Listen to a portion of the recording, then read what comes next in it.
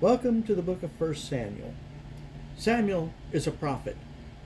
1 Samuel, 2 Samuel, Kings, and Chronicles are leadership books.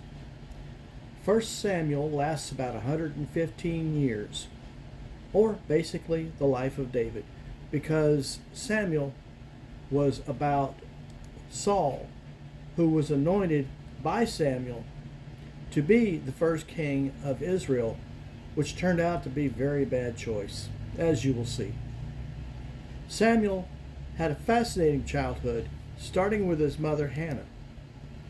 Hannah was married to Elkanah, who loved her very much. His other wife, Peninnah, had given him 2 sons, whereas Hannah was barren. Peninnah harassed Hannah continually about being barren so much that Hannah finally wept to the Lord and said, "If I had a son, I'd dedicate him to you." Eli the priest thought she was drunk because her mouth was moving but no words came out. I don't know about this guy. Chapter 2 is a prayer given by Hannah that is absolutely beautiful. You need to read it. She visited Samuel every year and gave him a new robe. It also covers the idiocracy of Hophni and Phinehas. They were the 2 sons of Eli, who was a terrible father when it came to controlling his own children. It was so bad, God dealt with them and talked with Eli. Eli basically stayed in his corner. In chapter 3, God starts calling on Samuel at about age 10. God told Samuel that he was going to do something nobody would believe. Eli, the next day, all but threatened this 10-year-old to tell him what God said. Sounds like Eli's sons were raised that way. Eli asked Samuel what God said. I couldn't tell Eli what Samuel had said because it was concerning life itself. Verse 18 was the end of Eli. Chapter 4, the Philistines fought for and took the Ark of the Covenant. In the process, they killed those boys.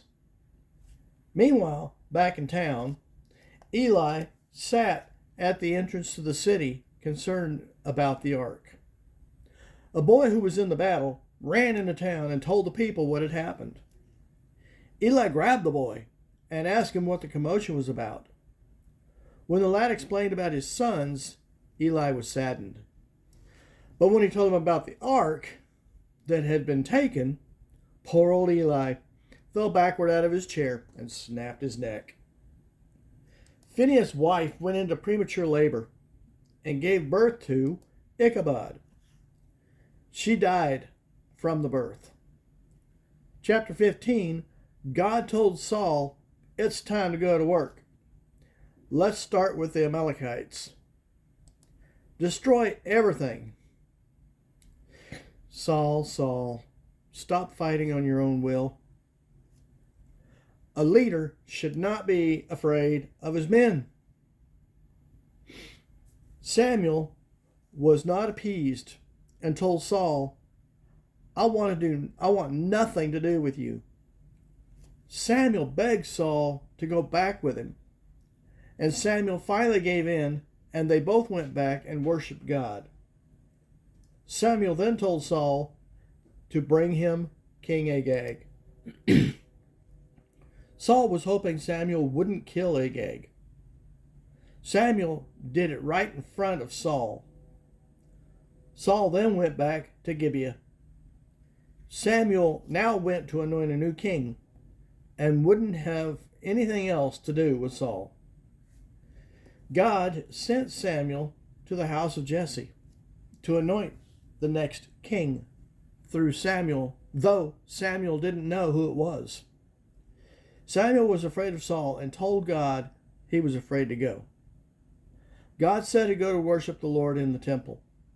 Go to Jesse's house to anoint a new king and then go to the temple to worship me. Saul will not know what you are there for. Samuel went through all of Jesse's sons, all but one. Samuel said, "Go get him, and we will wait." They brought David from the field. Samuel saw, and thereby anointed David, and sent him back to the field.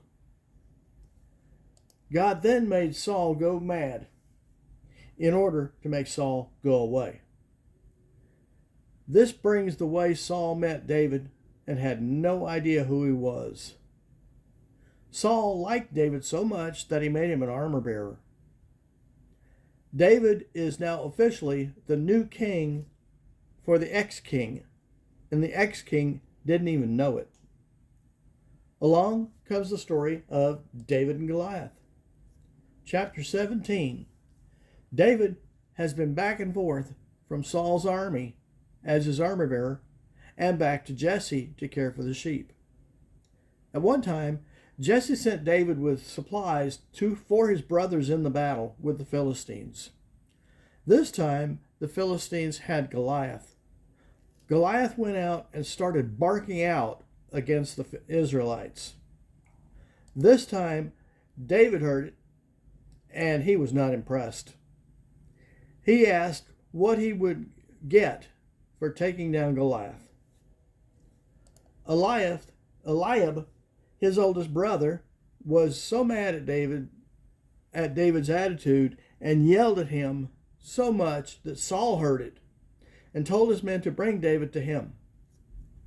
David presented his argument to Saul, and Saul tried to dress him in battle attire. This attire proved to be too heavy for David. David took it all off, and, well, what happens next deserves some explanation. Goliath had 5 brothers. See 2 Samuel 21:18 through 22. Goliath was the first to go down, which is why it says 4. Now, for some unknown information, back then, a sling shooter had the capability of not only sending a rock up to 90 miles an hour, in other words, a bullet, but the unbelievable accuracy. Check out videos on YouTube and you will see things that will amaze you. David hit Goliath in the only opening available, which was his forehead. David picked up the 4 stones because David was getting ready to take on Goliath's 4 brothers. He only needed 1 stone for Goliath because God put the stone where it was to hit. David then took off Goliath's head using Goliath's sword. David brought Goliath's head to Saul and put Goliath's sword in his own tent. Saul then asked David from whence he came, and David said, "From the house of Jesse." In chapter 18, Jonathan, who was Saul's firstborn, became very close friends with David. The women from town came out singing praises of David's defeats, and Saul grew to hate David for it, because Saul believed all this attention should have been to him, because he was the captain. Saul hated David so much, he threw his spear at him not once, but twice, and missed. Saul was getting bad envy on David. Next, we go to 1 Samuel 0:02 and continue the saga of David and Saul. Saul, you're pathetic.